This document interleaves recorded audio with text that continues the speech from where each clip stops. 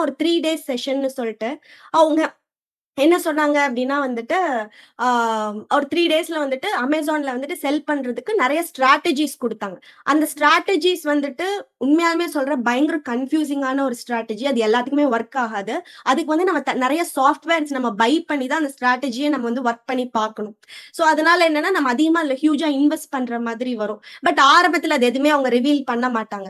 இந்த மாரி பண்ணிக்கலாம், அந்த மாரி பண்ணிக்கலாம்னு ஹோப் மட்டும் தான் வந்துட்டு கிரியேட் பண்ணிட்டு இருந்தாங்க. அப்புறம் உன்னொன்னு பார்த்தா வந்துட்டு, இப்ப தான் எனக்கு தெரிஞ்சது ரீசென்ட்டா.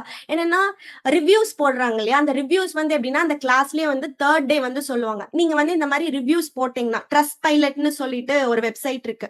ஸோ அதுல வந்து ரிவ்யூஸ் போட்டீங்கன்னா, உங்களுக்கு வந்து நாங்க இந்த மாரி புக் ஃப்ரீயா குடுப்போம். நீங்க அத ரிவ்யூ போட்டு எங்களுக்கு ஸ்கிரீன்ஷாட் எடுத்து அனுப்பணும் அப்படின்னு சொல்லியிருப்பாங்க.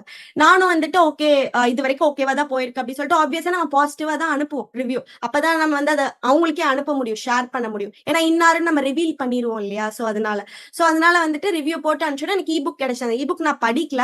பட் ஸ்டில் வந்துட்டு அந்த ட்ரஸ்ட் பைலட்ல பார்த்தா ரிவ்யூ ரேட் ரொம்ப அதிகமா இருந்துச்சு. அப்பதான் எனக்கு புரிஞ்சது இப்படிதான் அவங்க வொர்க் பண்றாங்க அப்படிங்கிறது. இது வந்து என்னன்னா வந்து மக்கள கம்ப்ளீட்டா ஏமாத்தி எல்லாத்தையும் நம்ப வச்சு நம்ம ரிவ்யூ பேஸ் பண்ணி தான் ஒரு ப்ராடக்ட் ஆகட்டும், ஒரு கோர்ஸ் ஆகட்டும் நம்ம வந்து பை பண்றோம். ஸோ அப்ப வந்து இந்த மாதிரி இருக்கிறப்ப எது நம்புறது, எது நம்ப வேண்டாம் அப்படிங்கிற ஒரு தாட்டே வந்துட்டு நம்மளுக்கு வருது. ஸோ அதனால ரொம்ப கேர்ஃபுல்லா இருக்க வேண்டிய இடம் வந்து ரிவ்யூஸும் தான்.